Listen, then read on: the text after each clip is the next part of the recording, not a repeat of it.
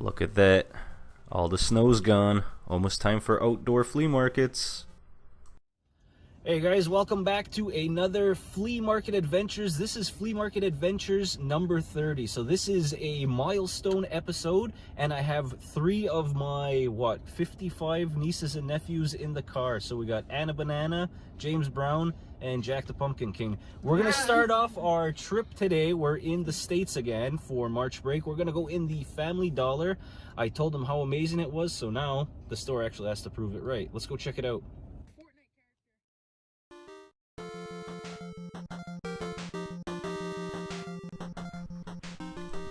So you know me, I always like to go in dollar stores, and the last time we were here in the States in Plattsburgh, Dallas and I made a point to pop into this Family Dollar, and we were really surprised by name brand merchandise, you know, really well priced items. They had a lot of food. They had a mildly decent grocery section, like something that I wouldn't think I would see in a Family Dollar. So I told the nieces and nephews about it. They all wanted to check it out. So they had Transformers, Fortnite toys, all kinds of things. Here we have Jack looking. He was really contemplating if he wanted to spend his money on the Atari Flashback, which has 110 games on it for $40, or the smaller plug-in HDMI version for $20, but you didn't get as many games. Now ultimately he passed on it because I told them that we were going to be thrifting for the rest of the morning, possibly into the afternoon, because I knew of a couple of good spots that we could look in at.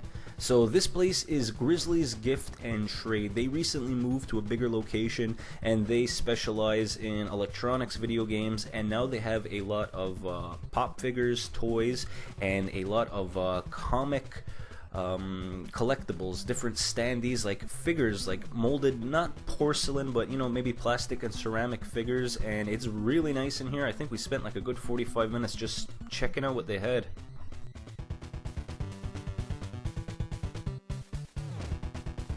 I tried to call the nieces and nephews over to show them that I found the twins, the Crimson Guard from G.I. Joe. This was the reissue 25th anniversary, but it was Tomax and Zaymont, which I thought was funny because Jack and James, Anna Layla, and Ruby and Josephine are twins.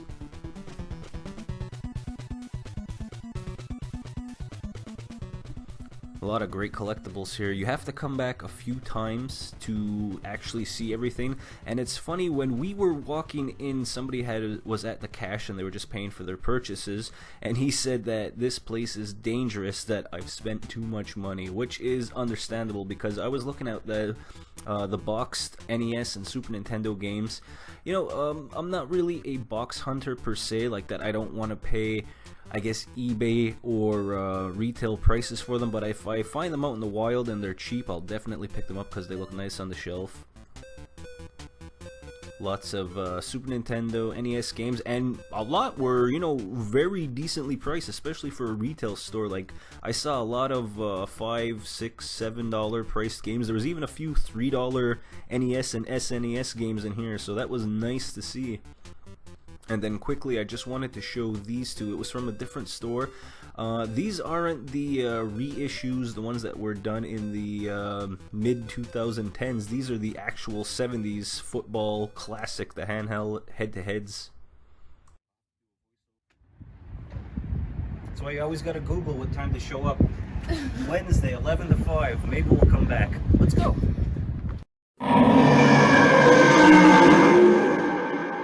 Jack, what kind of stuff are you looking for today? Nintendo Switch games, maybe old consoles, some games to go with them. Comic books, pop heads. Wait, who are you? Anna. What are you looking for? Comic books, pop heads, and statues, I guess. Mm-hmm. James? I'm not really looking for anything, I'm just coming along. We're gonna find James a woman.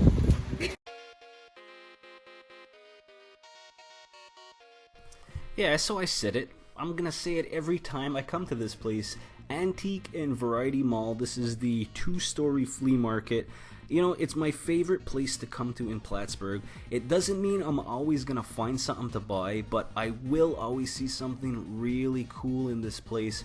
And like I mentioned before, it's consignment booths.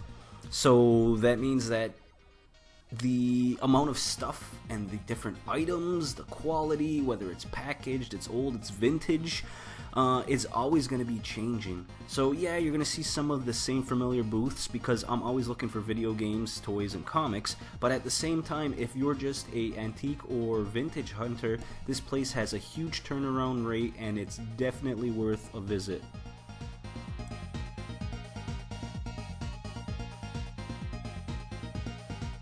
And then this is a perfect example. Just because this guy's booth has been here for a while doesn't mean that he doesn't keep adding to it. Every time I come in, there's new things. Like now there's new glasses, there's a couple of more NES games, there's books now. So, you know, people do add to their booths.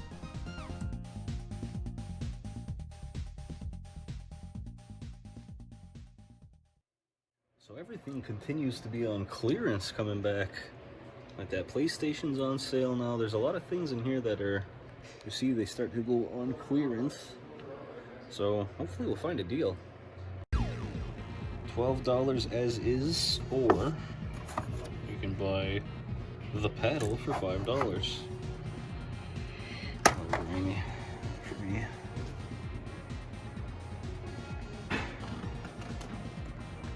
Favorite booth is gone.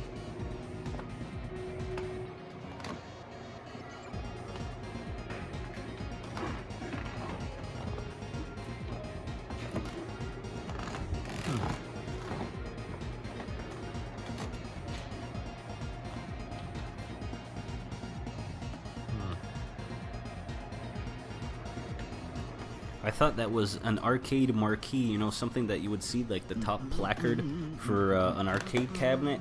So I ran over, I looked, obviously it wasn't, but you know, that's the thing, you gotta keep looking around and digging, and just because a booth has a bunch of teapots doesn't mean that you're not gonna find a Game Boy at the bottom of their shelf. So it's really fun to dig.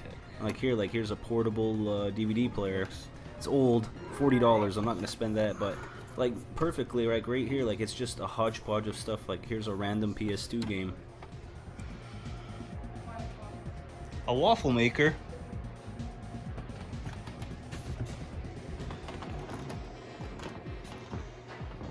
Now I blurted out waffle maker, but I was trying to get my nephew Jack's attention because he's obsessed with waffles. I don't know why, you'd have to ask him, but he was looking for a waffle maker, brand new obviously, we don't want anything used or vintage.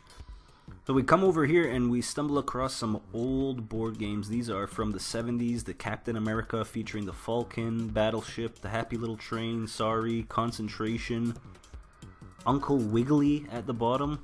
I'm not entirely sure what that was. This was really nice. The box was in great shape for something that's over 40 years old, but $27 was a little too much.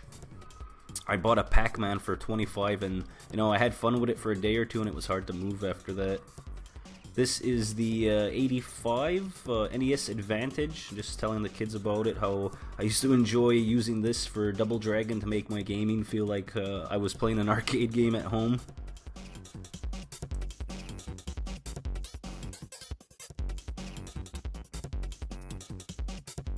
And of course, they do have a lot of vinyl records and cassette tapes if you're into collecting that.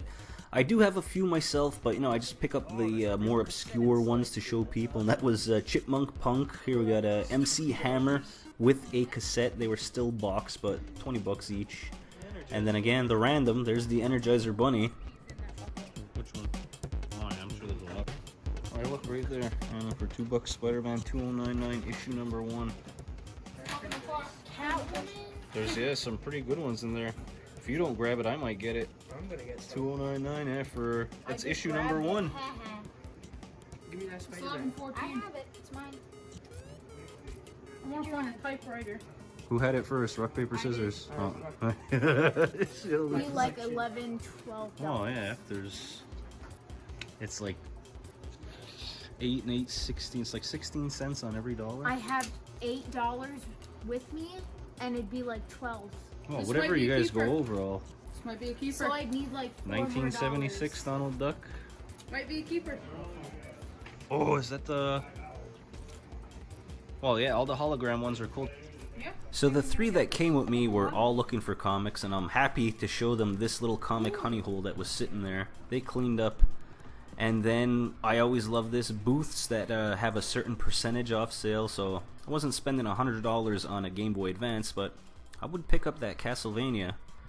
And then more random, I don't know why, I left this, I should have taken it. Die-cast Catwoman from the, I think Batman Returns? Had to have been Batman Returns if it was Catwoman. And again, another random shelf. And then we have more Power of the Force figures. Love this place. Said it. Keep saying it. Love this place. Jack found a cane. Anna bought a crystal or a shiny rock. I think she bought some magical beans that day too. Use the Force, James. And then on the way out, it's not open yet, but there will be an arcade right across the street. So these are all the arcade cabinets that they're already putting in. You can see that they're working on it. The last time I passed by this place, only the Terminator arcade machine was in there. Now there's obviously a lot more, so that's a good indication that they're adding cabinets, and we're getting ready to rock and roll. Hopefully when we go back in April, it'll be open.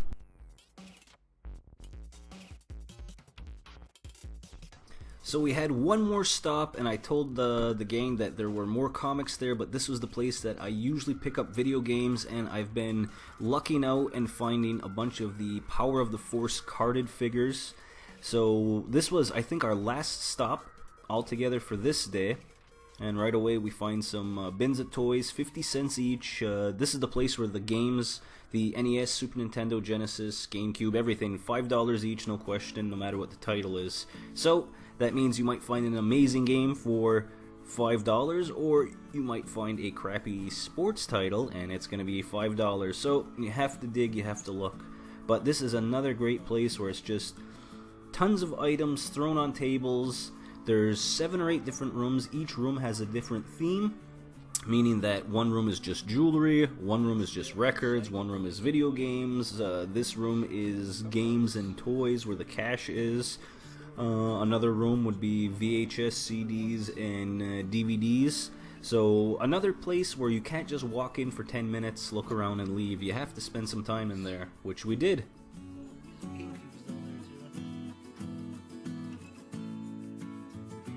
Surprisingly, that isn't a console graveyard. I was speaking to the guy a little bit. He moves, like 4 or 5 consoles a week. He said that he's just got nowhere else to store them, so he's got a lot of Wii and GameCube consoles, but said people are still picking them up, and I'm glad to hear that. That means he keeps selling, so he keeps being motivated to take more inventory and stock into his store. Now we have Anna Banana Cam. I asked her to just record some of the walls just to show you guys more of what they have, because usually when I come in there is a lot of stuff, but I go directly to the video games and the Transformers. This way she'll pan across the whole room a little bit more.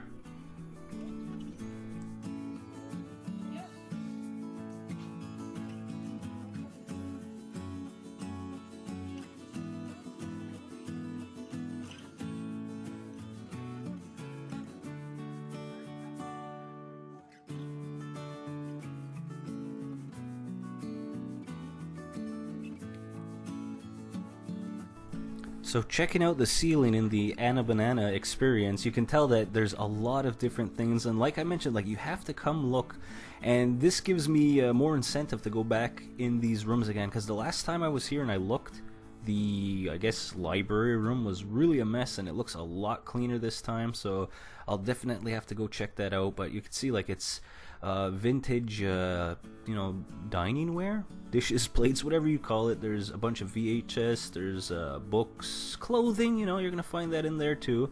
And of course these 2 front rooms are, my bread and butter. This is where I hang out the most.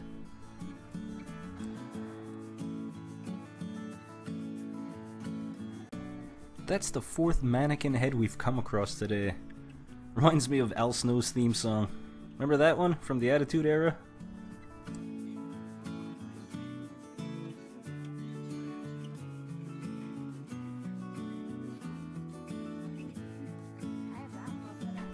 See, look, that's why when I come back and edit these videos, I put that down somewhere. It was a Nintendo Power, and it was all dedicated to the Game Boy Advance.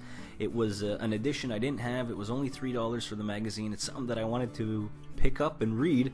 I put it down on the side, and I completely forgot about it.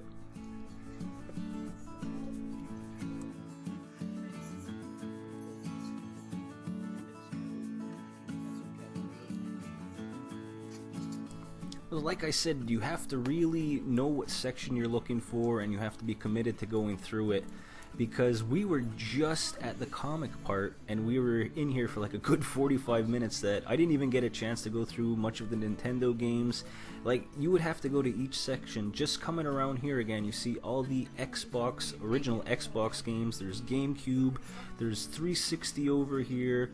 A lot of Wii games, some Blu-rays. They had computer games, a few Turbo Graphics, a little overpriced, and some Dreamcast games. And you have to pretty much sit there and scan through to find what you're looking for. Like I said, it's all set prices, which I love, and that you're gonna find either something great for a low price, but at the same time, it's gonna be a little expensive for something that should be cheaper. But you know, you can't fault $5 a game. There's Anna recording the ceiling again. But I really like the way the guy has all this stuff displayed. You know, it's kind of like hodgepodge, Motley Crue. He puts stuff all over. Mostly everything's priced right away, so you can see. And I have gotten deals here. You buy a couple of things and you shoot him a price, and he'll usually hook you up.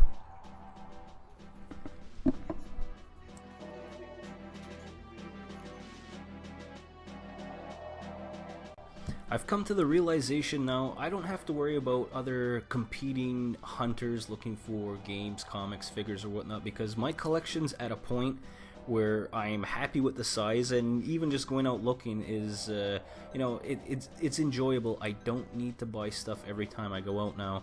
And just being out with Jack, James, and Anna, it was so nice just to talk to other people, even though they were my nieces and nephews, you know, just to talk about comics, different issues, stuff that they enjoyed, video games that they enjoyed playing. It was so different than just me going out to a flea market or a yard sale by myself, just looking through boxes like what I want to grab. It was the whole experience, and I had a really great time, and I hope they did as well. And of course, what would one of my Plattsburgh trips be without going check out the liquidation side at Walmart? So this time they had a big bin of games. Nothing incredibly low priced, but I was tempted by that Star Fox. So a few days later, we're back home, and we were going to eat at Barbie Barn. We were just going to go out. We were still on March break. We were going to go to have a quick lunch. And I was like, let's stop at the... Actually, it wasn't even me. No, now that I remember it, it was Dallas. Dallas is like, do you want to stop at the Value Village and look around quick? And I was like, yeah, I do. Now, this seems to be my Value Village story all the time, with the exception of that amazing Game Boy lot of all those Pokemon games. I'll put that up in the iCard somewhere up in the corner if you want to see that episode, where I really found a lot of great stuff. But now I come in, it feels like the shelves are empty here, and there's always seems to be one or two guys that walk in the door before me. I don't think I got any footage of them, but there was two guys, again, working together. One was pushing around the cart, and the other guy was just running between the toys and the electronics and the glass display case. They had a few bags of toys. I couldn't really see what they had, but it looked like mostly Transformers and G.I. Joe. And to see G.I. Joe in a Value Village is rare in itself, but I kind of glanced at what they had, and I was like, yeah, okay, they beat me to it. There was a few things left on the shelves, a Transformers, Yoshi from a Mario Kart, but, you know, I think coming back from Plattsburgh, I just wasn't feeling it, picking anything up. And then in hindsight, I wish I did grab a few of those things, because we are going to have another mini Comic-Con at the end of the month. But at the time, I was just looking through, and it was a lot of meh, meh, meh. And I know a couple of my friends have been saying the same things too, like, Value Village hasn't had anything great in a while. Things are overpriced, but we're loyal to the place because we have found great things before, so we have to keep looking all the time. And there's Michelangelo and a Digimon. They were broken, so I left that bag. And now it's time for the end of the video, which means I'm going to show you all the pickups, all the things that we got. So this is Jack's stuff. These are all the comics that he picked up on that March break vacation. So you got some DC stuff, some older Spider-Man stuff, which is crazy now. When I was a kid, it was the 30th anniversary. Now he's my age, and this is like the 55th, 60th anniversary. A lot of 70s Donald Ducks, Chippendale, some Infinity War, some older Marvel Saga stuff that's not like ridiculously valuable, but stuff that he wants in his collection, which I think is great. All three of the kids picked up things that they wanted in their collection, things that they wanted to read, which was, you know, nice. Here's the stuff that James picked up, a little more selective with his money. I know he spent a couple of dollars on this Captain Marvel issue where Carnage is taking her over. Little classic X-Men, some of those Marvel milestone editions, the silver covers, those were good. And then Anna's hardworking. She had extra money of her own. Not to say that the boys aren't hardworking, but she was smart. She brought extra money, and it showed. She got a lot of copies of comics. And I gotta say that they were very diligent. They went through, they made sure that it was the comic that they wanted. Most of them were bagged. Either it was an issue that they wanted to read. And we had a lot of fun looking at the old advertisement for old video games and old toys. And then here are my pickups. So we'll start off with the 50-cent figures. So each one of these guys, until the price changes, was 50 cents each. So that was a Toy Biz Cyclops. This was a Fire Lord. This one was the Deep Dive Batman, I believe, but I don't think he had the proper weapon or cape.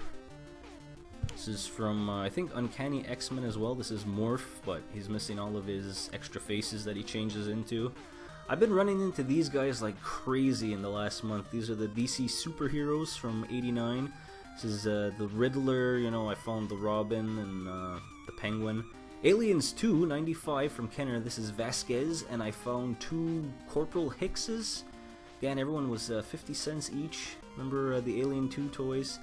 Comment down below, guys, who is this G.I. Joe? I can't remember and I can't find him. Please let me know. And then, like I was saying, these DC heroes from Toy Biz. This is Mr. Freeze missing his helmet. And then Bane from the Batman animated series from '93. And then a Power Rangers '93 Bandai baddie, Scoladillo. I don't know if I'm pronouncing that right, but this is probably my favorite pickup. Transformers Generation Armada Megatron. $6, he's a beast. And then I did wind up picking up an NES game. This is a label upgrade for Dragon Warrior.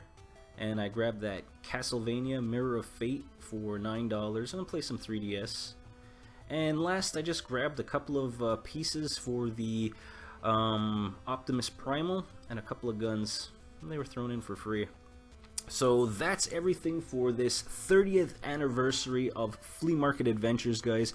I'm hopeful that the next time that you hear me say Flea Market Adventures, we will actually be outside. Hopefully Loch or St. Eustache. Till next time, guys, thank you so much for watching. I really appreciate it. Don't forget to drop a comment down below and let me know what you picked up. Till next time, guys, take care.